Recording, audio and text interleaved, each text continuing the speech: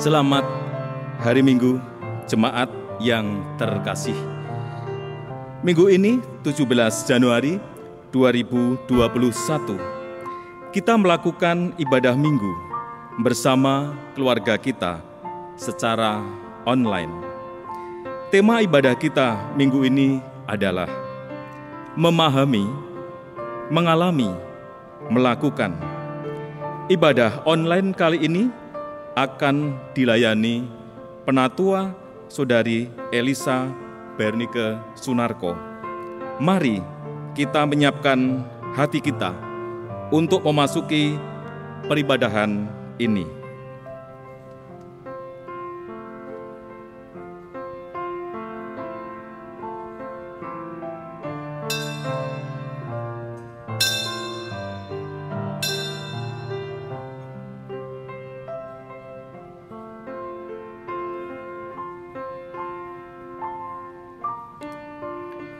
Pujilah Allah kami, hai bangsa-bangsa, dan perdengarkanlah puji-pujian kepadanya.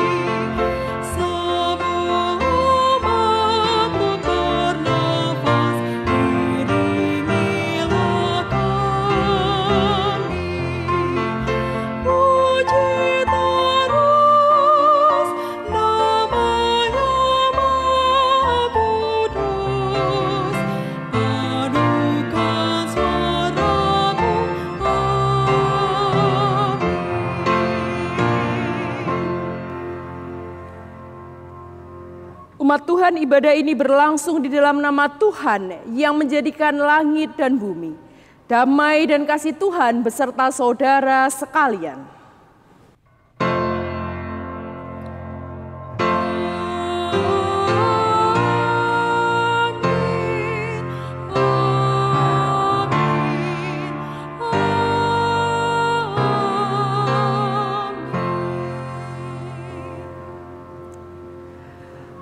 Umat Tuhan yang terkasih, pertumbuhan spiritualitas tidak hanya didasarkan pada pemahaman akan firman. Pertumbuhan spiritualitas seharusnya mencakup pemahaman akan firman, pengalaman bersama dengan firman, dan melakukan sang firman. Hari ini dengan tema memahami, mengalami, melakukan, kita dipanggil untuk kembali merefleksikan pengalaman anugerah Tuhan di dalam kehidupan kita dan kemudian berkomitmen untuk melakukan tindakan pelayanan sebagai respon yang nyata terhadap anugerah Tuhan tersebut.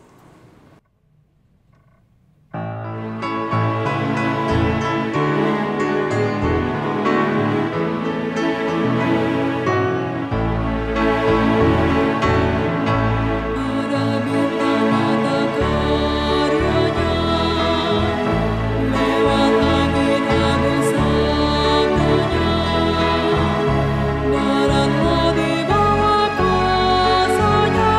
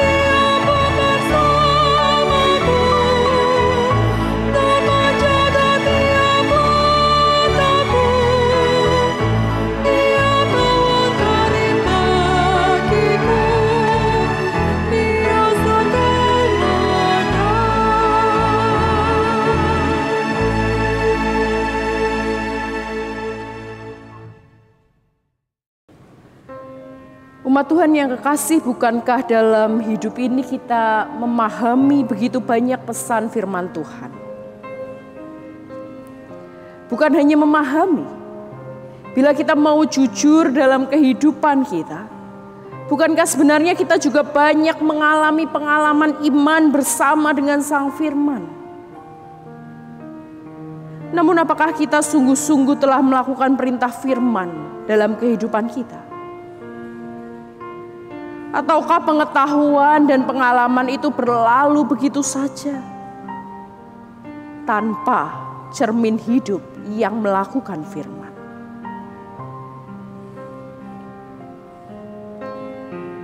Mari kita merenungkan dosa dan kesalahan kita, serta memohon ampunan Tuhan yang pengasih.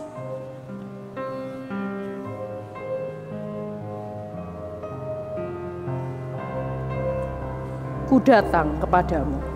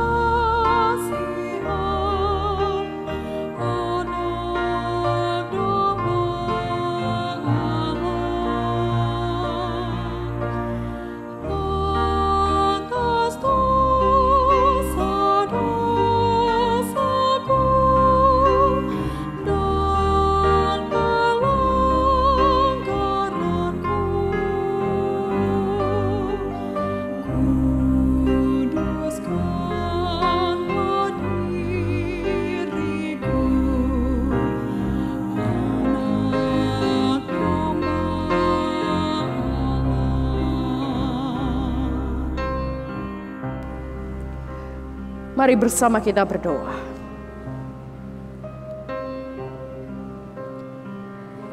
Ya Tuhan, kami datang merendahkan diri kami.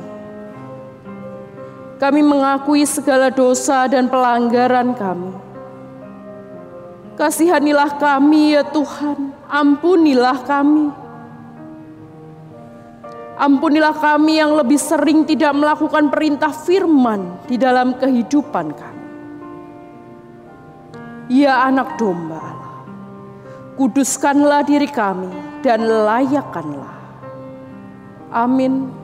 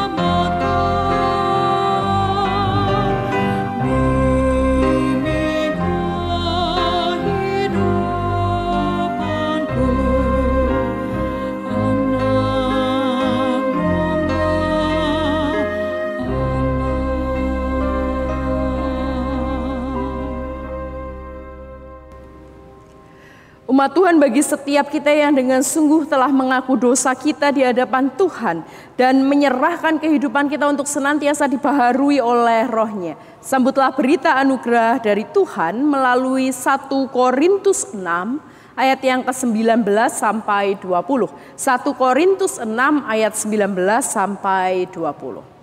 Atau tidak tahukah kamu bahwa tubuhmu adalah bait Roh Kudus yang diam di dalam kamu, Roh Kudus yang kamu peroleh dari Allah, dan bahwa kamu bukan milik kamu sendiri.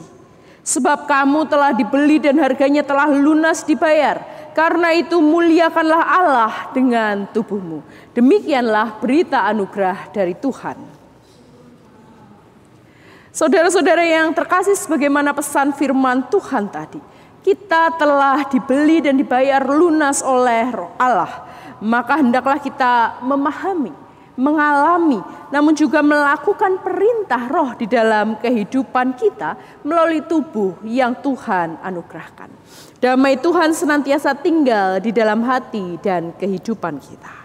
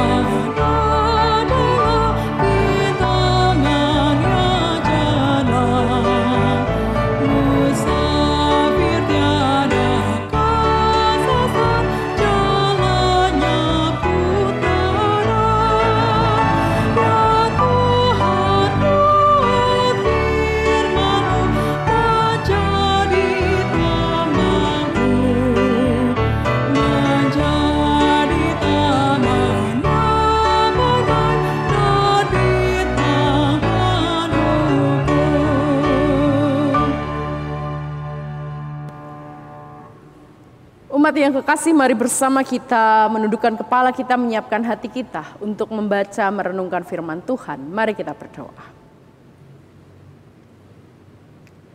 Ya Tuhan Allah, seperti lagu yang baru kami nyanyikan, sungguh firman-Mu itu adalah kekayaan di dalam kehidupan kami. Penuntun yang tidak akan membuat setiap kami tersesat. Karena itu Tuhan, kami rindu pada hari ini mendengar sapaan firman Tuhan. Berfirmanlah ya Tuhan, supaya kami anak-anak-Mu boleh belajar, boleh dibentuk, boleh berjalan di dalam kehendak dan rancangan Tuhan saja. Kami siap mendengar suara firman Tuhan. Roh Kudus, tolonglah kami untuk boleh memahaminya, terlebih melakukannya di dalam kehidupan kami. Dan hamba-Mu yang lemah ini biarlah Tuhan layakkan, sehingga boleh berkata-kata sesuai dengan apa yang Tuhan ingin sampaikan kepada jemaat Tuhan.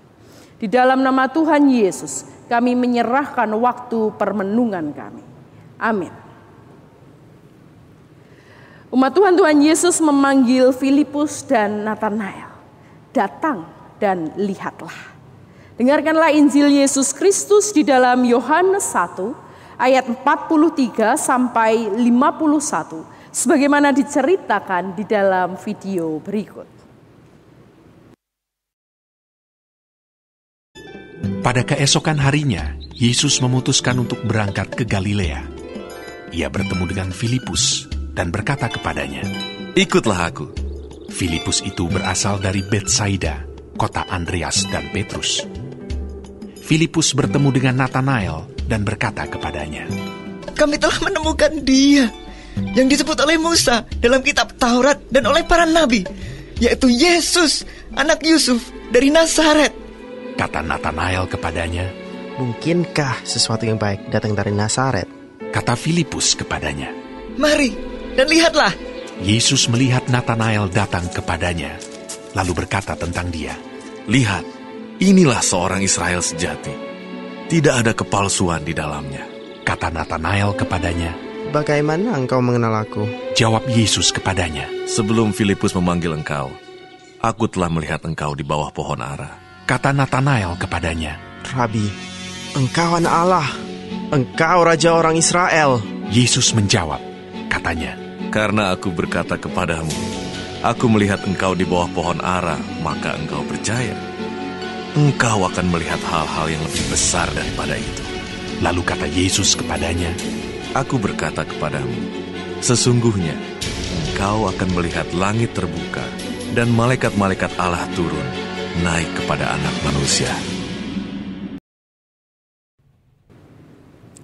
Demikianlah Injil Yesus Kristus. Berbahagialah setiap kita yang mendengarkan firman Tuhan, yang memeliharanya dan yang melakukannya di dalam hidup keseharian kita. Haleluya.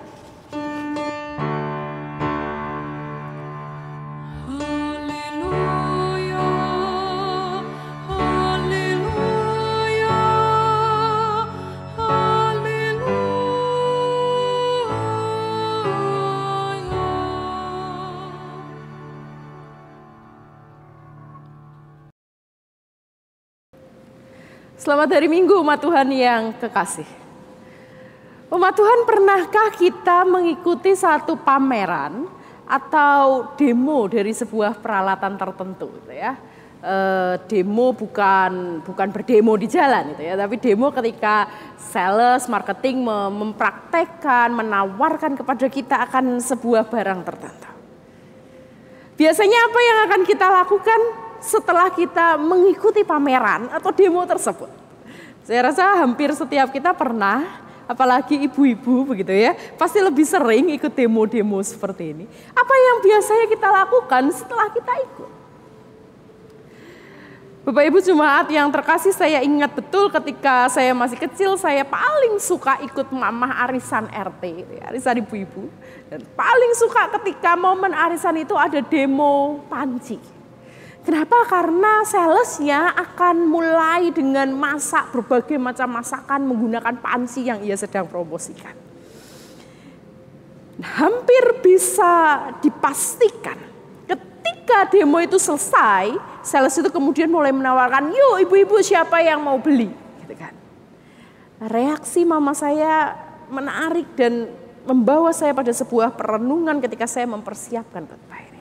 Kenapa? Karena saya hampir yakin mama pasti akan membeli panci itu. Mama pasti akan beli panci itu sekalipun di rumah kita punya banyak panci. Sekalipun saya tahu ketika panci itu terbeli sampai di rumah panci itu nggak akan dipakai gitu ya.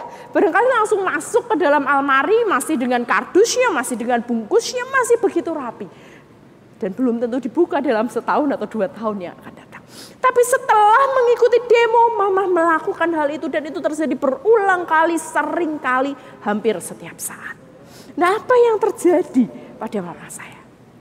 Pertama-tama, sales tadi berangkat dengan memberikan pemahaman tentang barang yang sedang ia promosikan.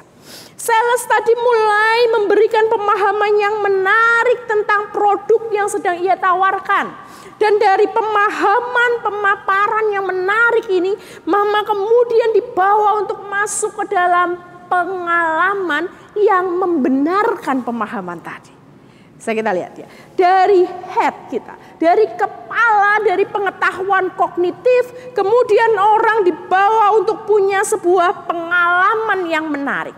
Pemahaman yang baik diikuti dengan pengalaman yang berkesan tentang pemahaman tersebut.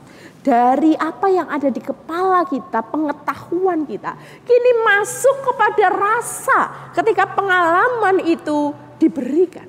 Dan ketika kita punya pemahaman, juga pengalaman, maka yang terjadi ketika pemahaman dan pengalaman itu selaras, akan muncul tindakan, akan muncul aksi.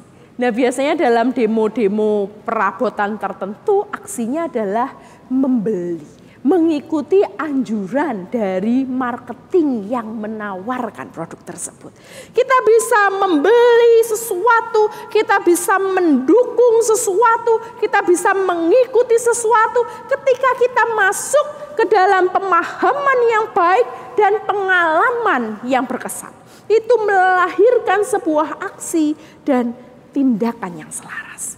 Nah, sadarkah kita bahwa sebetulnya perkembangan iman Kristen juga terjadi sama seperti proses promosi yang dilakukan oleh bagian marketing yang sering kita jumpai. Dimulai dari sebuah pemahaman, kita akan masuk ke dalam pengalaman. Pemahaman akan Allah akan dilengkapi dengan pengalaman bersama dengan Allah. Dan dari pemahaman dan pengalaman ini kemudian kita dipanggil untuk melakukan sesuatu. Ada 3H yang selalu dilibatkan di dalam pertumbuhan iman Kristen.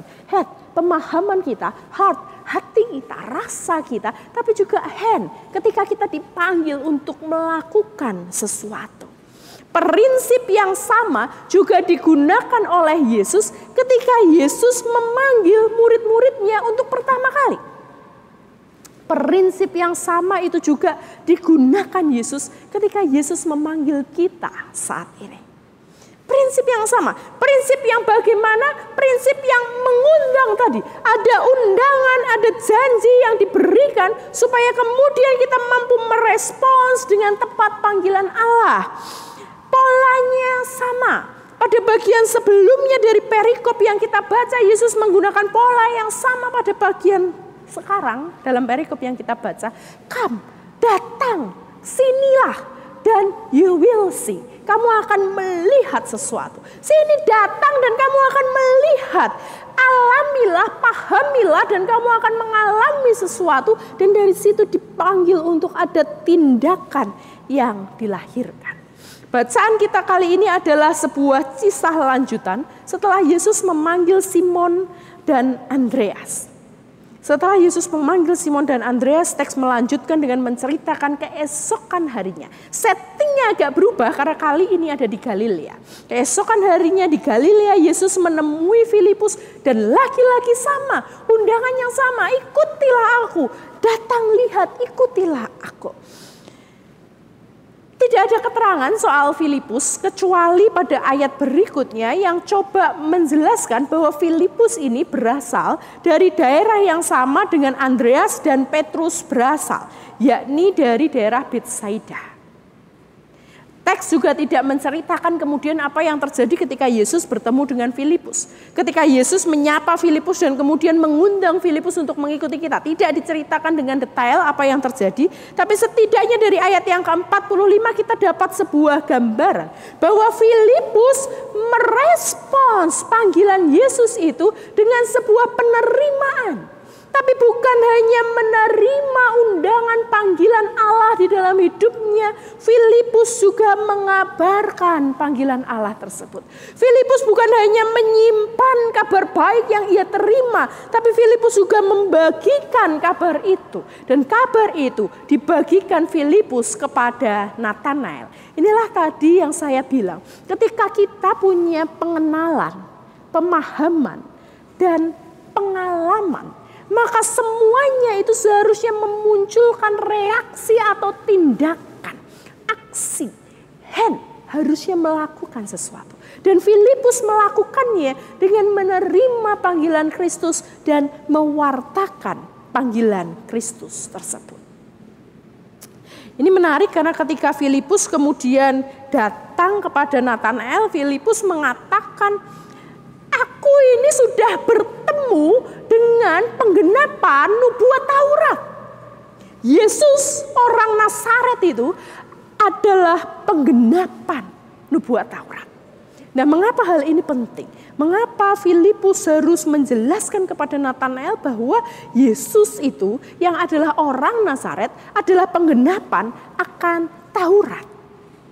Rupa-rupanya Bapak Ibu yang mau disampaikan Filipus adalah Taurat, penggenapan akan Taurat. Bukankah orang-orang Yahudi itu dekat dengan Taurat? Dan mereka tahu betul apa yang ada dan menjadi isi Taurat. Maka ketika Filipus ngomong soal Yesus itulah penggenapan akan Taurat, Filipus sedang mengingatkan Natanael akan pengetahuan kognitif yang telah dia miliki. Akan pengetahuan iman yang sebetulnya Natanael sudah tahu. Ada seorang Mesias yang akan lahir. Nah, ini adalah tahap awal, dasar dari perjalanan pertumbuhan iman setiap orang. Setiap pertumbuhan iman akan diawali dengan pengetahuan. Mengetahui sesuatu. Dalam konteks Filipus dan Natanael, pengetahuan itu adalah soal Taurat.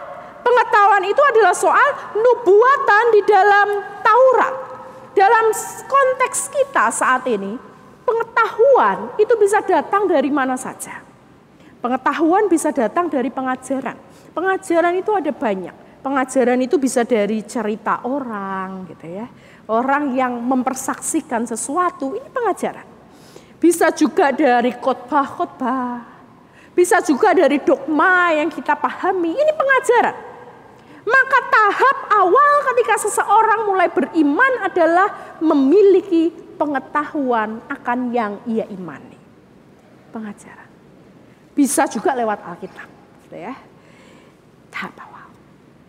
Nah, rupanya ketika Filipus ini membangkitkan memori Natanael akan pengetahuannya. Ada sesuatu yang menimbulkan tanya, memunculkan penolakan di dalam hati Natanael. Ini proses beriman. Kadang ketika kita mendengar sesuatu, kita akan mulai dengan meragukan hal tersebut. Kita akan mulai dengan menolak hal tersebut. Dan itu Natanael alami. Kenapa? Apa yang membuat Natanael ragu? Apa yang membuat Natanael bertanya-tanya? Rupanya keterangan Filipus yang menyatakan bahwa Yesus itu adalah orang Nazaret. Nah, keterangan soal orang Nazaret ini membuat Natanael kemudian meragukan kemesiasan Kristus. Buat Natanael tidak mungkin seorang Mesias itu lahir dari kota kecil bernama Nazaret. Kalau ingat khotbah saya beberapa minggu yang lalu, saya coba jelaskan kenapa Nazaret itu jadi istimewa. Bahkan mungkin juga jadi sedikit bermasalah untuk beberapa orang. Contohnya hari ini kita temui Natanael. Karena Nazaret adalah kota kecil. Kota di mana penduduknya itu tinggal mayoritas di bawah garis kemiskinan. Dan dengan demikian penduduk Nazaret menjadi orang-orang yang kurang terpelajar. Dan ini berpengaruh kepada sikap mereka, perilaku mereka, apa yang mereka kerjakan. Mereka terkenal kurang sopan, mereka terkenal tidak berpendidikan. Dan karena itu Natanael merasa, mana mungkin seorang Mesias itu lahir dari kota yang seperti Nazaret itu. Mana mungkin seorang Mesias muncul dari kota seperti Nazaret. Tapi lagi-lagi polanya sama. Ketika Natanael sudah memiliki pengetahuan, Kristus memanggil supaya Natanael punya pengalaman. Filipus memberikan kalimat yang sama yang Yesus berikan kepada Simon dan Andreas, tapi juga kepada dirinya. Datang dan lihatlah. Kamu sudah punya pengalaman, pengetahuan, sekarang kamu perlu melengkapinya dengan pengalaman. Karena itu datang dan lihatlah. Natanael tampaknya tidak menolak undangan Filipus ini. Dan dia kemudian mengikuti Filipus untuk bertemu dengan Yesus. Jawaban Yesus pertama kali ketika ia bertemu dengan Natanael cukup mengejutkan. Jawaban ini cukup membuat Natanael heran karena Yesus berhasil mengidentifikasikan dengan begitu baik siapa itu Natanael. Yesus katakan, kamu ini seorang Israel sejati. Dan hal ini mengejutkan Natanael. Hal ini memunculkan tanya di dalam diri Natanael. Bagaimana kamu bisa tahu tentang identitasku? Bagaimana kamu bisa tahu siapa aku, padahal kamu baru pertama kali berjumpa denganku. Dan ketika Natanael menanyakan itu kepada Tuhan, jawaban Tuhan Yesus pada ayat yang ke-48 menjadi satu kunci yang baik untuk kita renungkan hari ini. Di ayat ke-48 Yesus katakan apa? Aku telah melihat engkau di bawah pohon ara. Bapak Ibu, bagi kita jawaban Yesus ini kayaknya nggak nyambung gitu ya. Ketika Natanael tanya, kok kamu bisa tuh Tuhan, sudah tahu aku gitu. Kemudian Tuhan jawab, aku sudah melihat engkau ketika engkau ada di bawah pohon ara. Seolah-olah tidak memberikan jawaban apapun. Bahkan mungkin menurut kita saat ini tidak menjelaskan apapun dan tidak meyakinkan Natanael dalam hal apapun.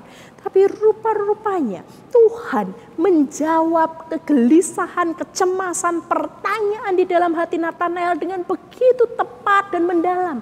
Jawaban Tuhan yang sederhana ini rupanya begitu mendarat di dalam hati Natanael. Kenapa? Karena menurut tradisi Yahudi kala itu, pohon ara kalau kita temui di Indonesia itu biasanya kecil. Gitu ya. Tapi ternyata pohon ara itu bisa tumbuh dengan besar, bukan kecil lagi. Bahkan bisa segede pohon mangga kalau kita ada di Indonesia. Jadi pohon ara bisa tumbuh dengan daun yang begitu lebat. Dan karena itu sangat teduh berada di bawah pohon ara. Kita tahu konteks Yesus berada itu cuaca cukup panas ya. Dan berada di bawah pohon ara ini memberikan keteduhan. Karena itu para rabi Yahudi, orang-orang Yahudi suka menggunakan pohon ara sebagai tempat untuk mereka belajar Taurat. Di bawah pohon ara menjadi tempat untuk mereka merenungkan Taurat, merenungkannya dengan pergumulan hidupnya dan kemudian memanjatkan doa-doa dari permenungan yang mereka lakukan. Itu yang biasa dilakukan di bawah pohon ara. Dengan demikian, ketika Yesus katakan, aku sudah melihat engkau ketika engkau duduk di bawah pohon ara. Barangkali saat itu Natanael sedang memikirkan dan merenungkan Taurat akan Mesias itu sendiri. Karena itu jawaban Yesus yang begitu sederhana ini memberikan sebuah pengalaman yang luar biasa bagi Natanael. Memberikan sebuah keterkejutan bagi Natanael. Karena rupanya pemahaman yang ia miliki kini ia alami. Bahwa Mesias itu sungguh-sungguh mengenal dirinya. Mesias itu memberikan jawaban yang mengetahui apa yang Natanael kerjakan. Bahkan siapa dia sebelum mereka bertemu. Jawaban yang sederhana ini menyentuh Natanael secara pribadi. Jawaban ini menggetarkan Natanael secara mendalam. Dan dari pengalaman ini, Natanael kemudian mau untuk mengambil sebuah sikap. Natanael berani untuk menentukan pilihan hidupnya. Natanael berani untuk melakukan tindakan atau aksinya. Ketika head, pemahaman kognitifnya, bertemu dengan heart, pengalamannya bersama dengan Tuhan. Natanael berani melakukan sebuah tindakan perubahan hidup. Dari meragukan Allah, kini ia percaya kepada Mesias. Nah, hal inilah yang disebut oleh salah seorang teolog terkenal bernama Rudolf Otto sebagai Mysterium Fascinans et Tremendum. Mysterium Fascinans et Tremendum. Apa ini? Sebuah pengalaman ketakjuban di dalam hadapan Tuhan sebagai sebuah misteri yang menggetarkan dan mempesona. Bagi kita, barangkali jawaban Tuhan itu tidak berarti apa-apa. Jawaban Tuhan kepada Natanael barangkali bagi kita biasa saja. Tapi bagi Natanael inilah sebuah pengalaman mistis bersama dengan Allah yang mengukuhkan pemahamannya. Bagi Natanael inilah pengalaman yang mengubah hidupnya. Sesuatu yang menggetarkan hatinya. Sesuatu yang mempesona. Dan itu bisa terjadi dalam hal-hal yang begitu sederhana. Nah, umat Tuhan, pengalaman dan panggilan akan Allah itu seringkali tidak dapat kita dengar secara langsung. langsung. Tidak dapat kita dengar secara jelas. Natanael mengalaminya. Tidak secara langsung ia kemudian memiliki pengalaman bersama dengan Allah. Ada proses yang harus dilalui Natanael. Dan barangkali proses ini juga melampaui standar akal budinya, standar pemikirannya. Bagi Natanael tidak mungkin seorang Mesias datang dari Nazaret. Tetapi ketika ia berjumpa dengan sang Mesias, ia punya pengalaman. Maka ketidakmungkinan menurut dia tadi terlampaui. Ada hal-hal yang terjadi yang di luar pengetahuan kita. Ada hal-hal yang terjadi di luar apa yang kita mampu bayangkan. Inilah perjalanan ziarah spiritualitas. Inilah pertemuan antara pemahaman dogma, doktrin yang kita miliki dengan realitas hidup beriman bersama dengan eksistensi Sang Ilahi. Namun seperti apa yang Natanael alami di dalam hidupnya? Ingat bahwa sebelum kita berusaha mencoba untuk memahami Allah, maka sebenarnya Allah itu sudah terlebih dahulu memahami kita. Sebelum kita berusaha mengenal Allah, Allah sudah lebih dahulu mengenal kita. Bahkan Allah sendirilah yang mendesain kehidupan kita. Maka percayalah, sekalipun di dalam begitu banyak pergumulan iman, ketika kita berusaha memperjumpakan antara apa yang kita sadari secara kognitif dengan realita yang terjadi di tengah kehidupan kita, ketika kita belajar dan selalu diingatkan bahwa Allah itu kasih, Allah itu penyayang, Allah itu menolong setiap umat manusia, tapi kemudian kita melihat realita pandemi yang tidak kunjung berakhir, maka iman kita mulai berdialog dengan realita. Maka kita mulai mencari perjumpaan-perjumpaan bersama dengan Tuhan. Ingat, sebelum kita mencoba untuk mengenal Tuhan, sebelum kita mencoba untuk memahami Tuhan, sudah lebih dahulu mengenal dan memahami kita. Sebelum Natanael berjumpa dengan Tuhan, Tuhan sudah menjumpai dia dan mengenal dia. Maka di dalam pemahaman kita akan Tuhan, teruslah mencari suara Tuhan. Teruslah mencari tuntunan Tuhan. Teruslah mencari jawaban di dalam pengalaman bersama dengan Tuhan. Karena dengan pemahaman dan pengalaman inilah kita dimampukan untuk melakukan sesuatu. Seorang bijak mengatakan seperti ini. Ketika kita seringkali berdoa, memohon dan menunggu supaya apa yang kita doakan itu terwujud. Maka seorang bijak mengatakan begini. Berdoalah bukan sampai Allah mengabulkan doamu, melainkan berdoalah sampai engkau mendengar suara Allah. Inilah inti dari panggilan hidup beriman. Bukan supaya apa yang kita minta itu terkabul semuanya. Bukan supaya apa yang kita pikirkan itu terjawab semuanya.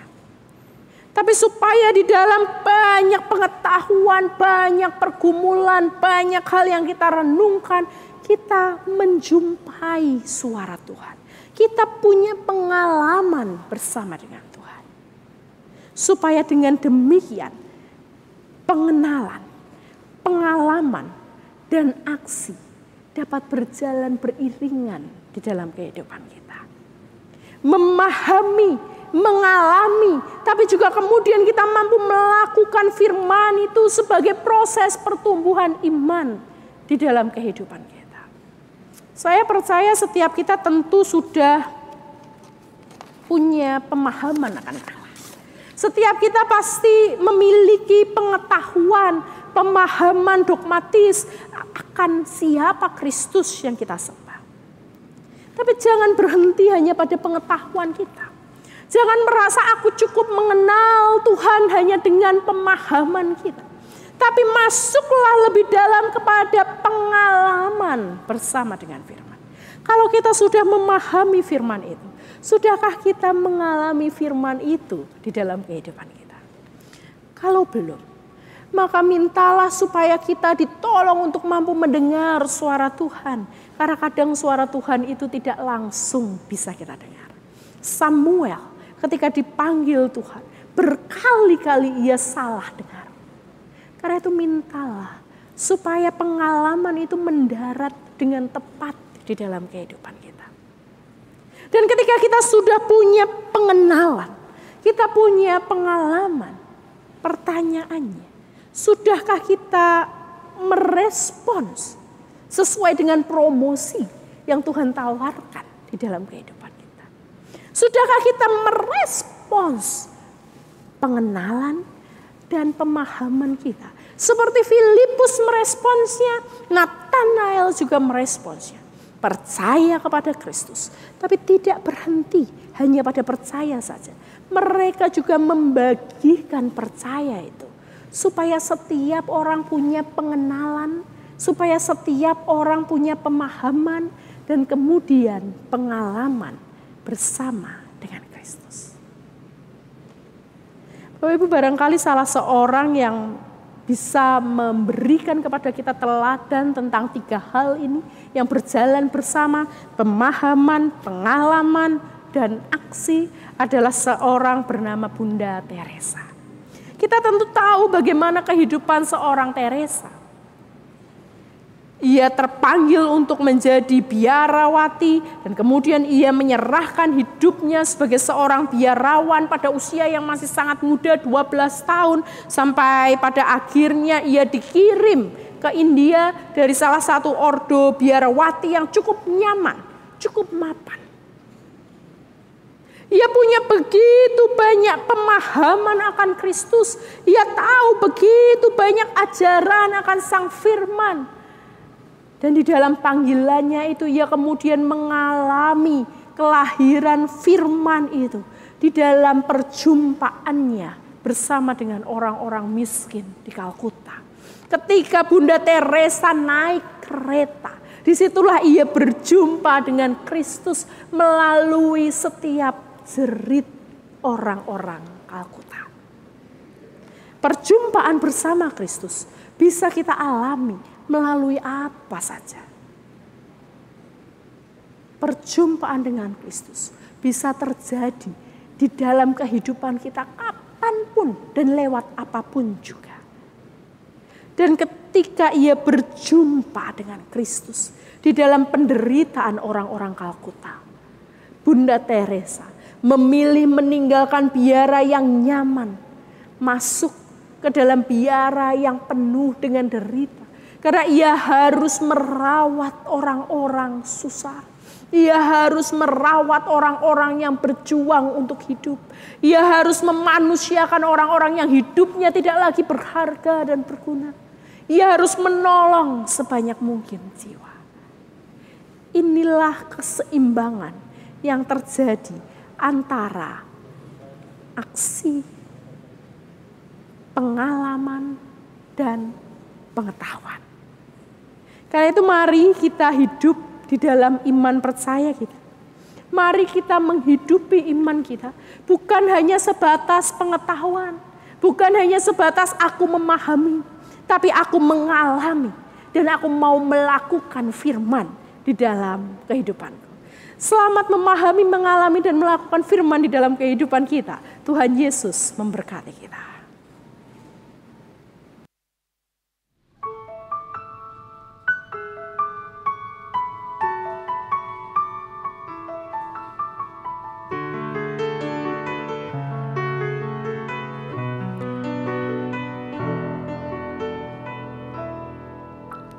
Seperti wanita mengurapimu,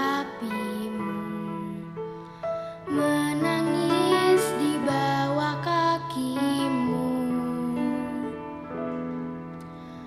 Demikian hidupku mau mengasihimu. Yesus, Engkau baik bagiku.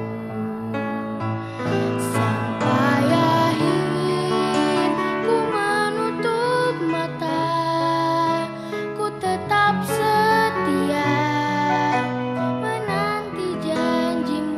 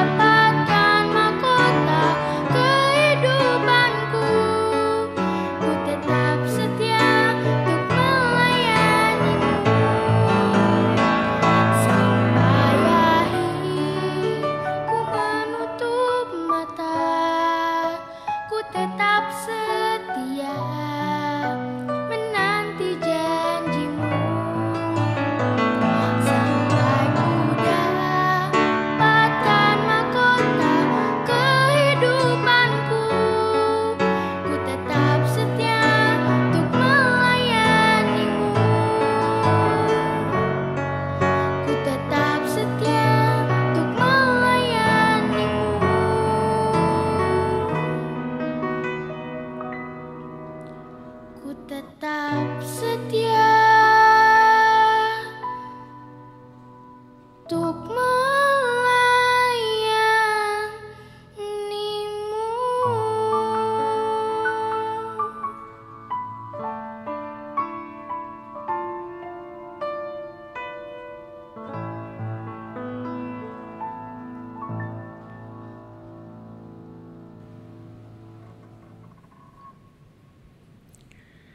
Marilah kita bersama dengan umat Allah di masa lalu, masa kini, dan masa depan mengingat pengakuan pada baptisan kita.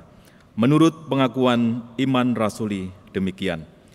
Aku percaya kepada Allah, Bapa yang Maha Kuasa, Khalik langit dan bumi, dan kepada Yesus Kristus, Anak-Nya yang tunggal Tuhan kita, yang dikandung dari Roh Kudus, lahir dari anak darah Maria, yang menderita sengsara di bawah pemerintahan Pontius Pilatus, disalibkan, mati, dan dikuburkan, turun ke dalam kerajaan maut.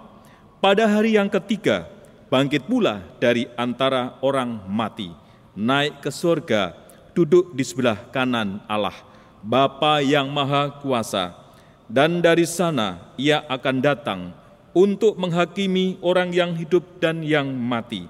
Aku percaya kepada Roh Kudus, gereja yang kudus dan am, persekutuan orang kudus, pengampunan dosa, kebangkitan orang mati, dan hidup yang kekal. Amin.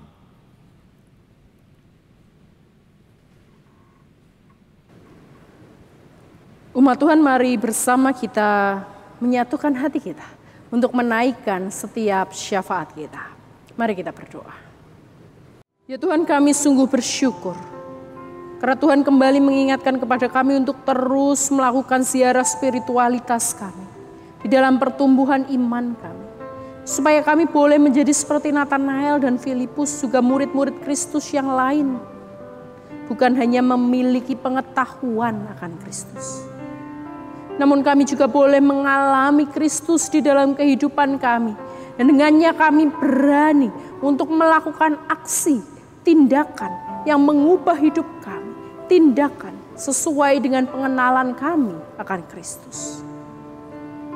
Ya Bapa, hari ini kami berdoa, bersatu hati bersama dengan saudara-saudara kami yang sedang berduka karena musibah pesawat Sriwijaya Air yang jatuh. Tuhan, kami rindu Engkau Allah yang penghibur boleh hadir. Engkau Allah yang penghibur boleh menolong setiap hati yang terluka dan kehilangan. Engkau boleh menyembuhkan setiap pilu yang saat ini sedang dialami oleh keluarga yang kehilangan saudara kerabatnya. Biarlah kekuatan yang daripadamu saja boleh memulihkan semua. Kekuatan yang daripadamu saja yang menghibur. Kami juga berdoa untuk saudara-saudara kami yang sedang berjuang dengan bencana alam lainnya. Saudara-saudara kami yang ada di Sumedang dengan longsor yang saat ini terjadi. Saudara-saudara kami di lereng Merapi yang berjuang karena Merapi terus erupsi. Juga saudara-saudara kami di banyak tempat lainnya yang tidak dapat kami sebut satu persatu. Ya Tuhan, kami mohon pengasihan-Mu. Kami mohon Engkau hadir menilik kehidupan saudara-saudara kami. Engkau hadir di tengah setiap air mata dan derita yang sedang mereka alami dan mereka gumulkan. Sehingga dengan pertolongan Tuhan saja mereka boleh melalui setiap masa sulit di dalam kehidupannya. Sehingga bencana yang saat ini terjadi di tengah-tengah mereka boleh mereka segera lalui. Dan bahkan melalui peristiwa ini ada transformasi iman yang kembali mengingatkan akan kuasa Allah yang melampaui segala yang mampu kami pikirkan. Kami juga berdoa untuk setiap orang yang berjuang dengan COVID. Kau tahu Bapak, ketika angka kenaikan COVID tinggi belakangan ini.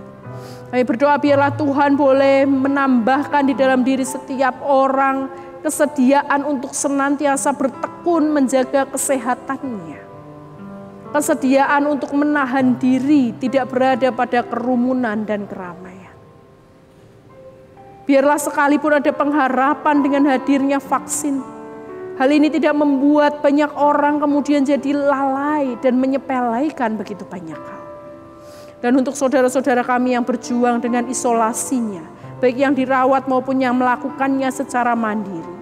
Tuhan berilah kekuatan, penghiburan, keteguhan hati, dan pertolongan untuk melalui masa sulit ini. Untuk setiap saudara-saudara kami yang berjuang pada garda terdepan, Tuhan lindungi senantiasa.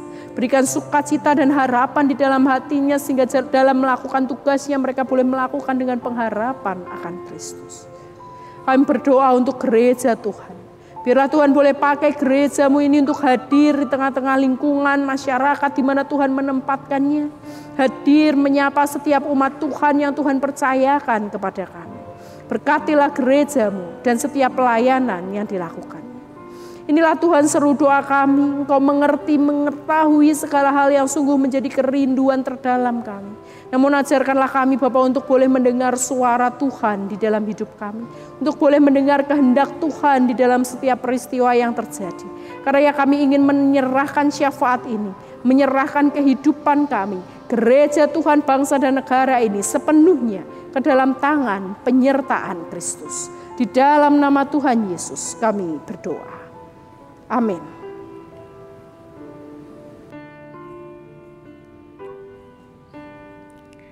Karena Allah telah memelihara kehidupan kita dan penyertaannya nyata dalam kehidupan kita. Selayaknya lah kita memberikan persembahan sebagai ucapan syukur kita. Mazmur 139 ayat 14 berkata, Aku bersyukur kepadamu oleh karena kejadianku dahsyat dan ajaib. Ajaib apa yang kau buat, dan jiwaku benar-benar menyadarinya. Marilah kita naikkan syukur kita, sama seperti pemazmur bersyukur atas segala yang baik yang Allah telah anugerahkan dalam kehidupannya. Bagi jemaat yang rindu untuk memberikan persembahan syukurnya, dapat mengirimkannya dengan cara transfer pada rekening GKI Cinere di Bank Mandiri dengan nomor 101000801 45582. Jemaat dapat memberikan keterangan apakah persembahan kantong hitam, kantong merah, persembahan bulanan, atau persembahan syukur lainnya. Nyanyian persembahan dari NKB 133 bait 1 dan 2, syukur kepadamu ya Allah.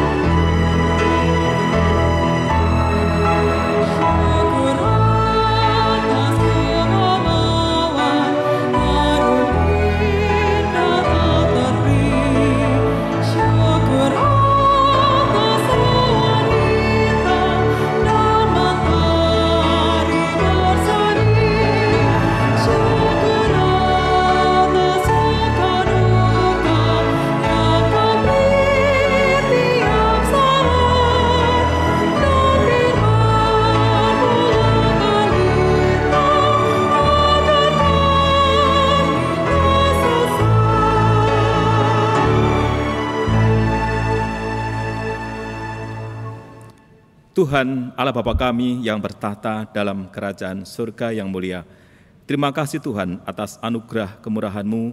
Tuhan telah beserta kami hari lepas hari. Tuhan berkati persembahan ini, sucikan sehingga berguna untuk kemuliaan nama-Mu ya Tuhan.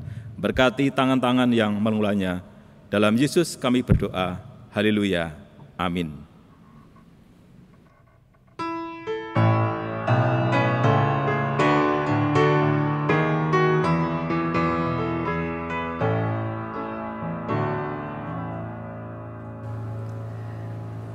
Tuhan, Kau menyelidiki dan mengenal aku. Engkau mengetahui kalau aku duduk atau berdiri. Engkau mengerti pikiranku dari jauh. Terlalu ajaib bagiku pengetahuan itu. Terlalu tinggi, tak sanggup aku mencapainya.